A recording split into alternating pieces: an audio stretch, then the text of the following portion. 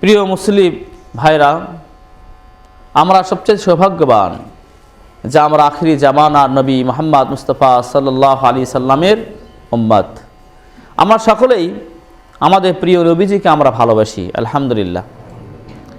যে মুসলমান নিজেকে মুসলমান দাবি করে সে কিন্তু ভালোবাসে। তো ভালোবাসার কিছু তারতম্য দেখা যায়, আমরা দেখতে পাই।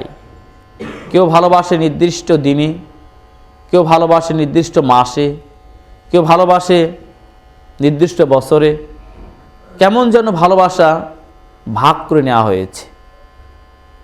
আমরা কিন্তু অনেকে এগুলো দেখি, বিশেষ করে আমাদের মাঝে যারা আশিকে রাসূল হিসেবে পরিচিত, যারা নিজেদেরকে নবীর প্রেমিক মনে করে, নবীজির মহব্বতের মানুষ মনে করে, তাদেরকে আমরা দেখতে পাই রবিউল আউয়াল মাসে শুধু সীমাবদ্ধ থাকে তাদের ভালোবাসা। আর এই মাসটির 12 রবিউল আউয়ালে তাদের দেখা যায় অনেক ধরনের আয়োজন।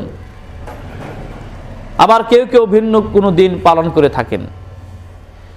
তো এই যে নির্দিষ্ট দিন, নির্দিষ্ট সময়, নির্দিষ্ট মাসে কি আমাদের নবীজিকে আমরা ভালোবাসবো?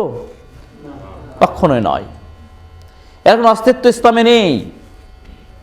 বরং নবীজিকে ভালোবাসতে হবে শেষ নিঃশ্বাস ত্যাগ করা পুরো মুহূর্ত পর্যন্ত। যতদিন আমি বেঁচে থাকবো পৃথিবীতে, যতদিন আমার মুখের কথা উচ্চারণ হবে, যতদিন আমার শ্বাস নিঃশ্বাস থাকবে, ততদিন পর্যন্ত আমার ভালোবাসা, আমার মায়া মমতা, আমার মহব্বত সবচাইতে নবীজির প্রতি থাকবে। এটাই হচ্ছে ঈমানের পরিচয়, এটাই হচ্ছে মুসলমানের আদর্শ। প্রিয় ভাইরা আমার, রাসূলুল্লাহ সাল্লাল্লাহু আলাইহি সাল্লামকে ভালোবাসায় এটাই হলো ইবাদত। এটাই কি ইবাদত? এই জন্য এই ভালোবাসাটা কিন্তু ওসিলা করা যায়। যেমন আল্লাহর কাছে আমরা দোয়া করতে পারি, আল্লাহ আমি নবীজিকে ভালোবাসি, এই ভালোবাসাটুকু যদি তোমার পছন্দ হয়ে থাকে তাহলে আমাকে তুমি ক্ষমা করো। এটা জায়েজ রয়েছে। কিন্তু এটা জায়েজ না যে আল্লাহ নবীজির ওসিলা করে আমাকে ক্ষমা করে দাও।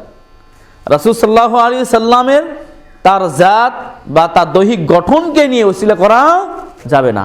কিন্তু তার প্রতি মহব্বত, তার প্রতি ভালোবাসা, তার অনুসরণ, তার অনুকরণ, এই সবগুলি হচ্ছে ইবাদত। আর ইবাদতের মাধ্যমে ওসিলা করা এটা জায়েজ।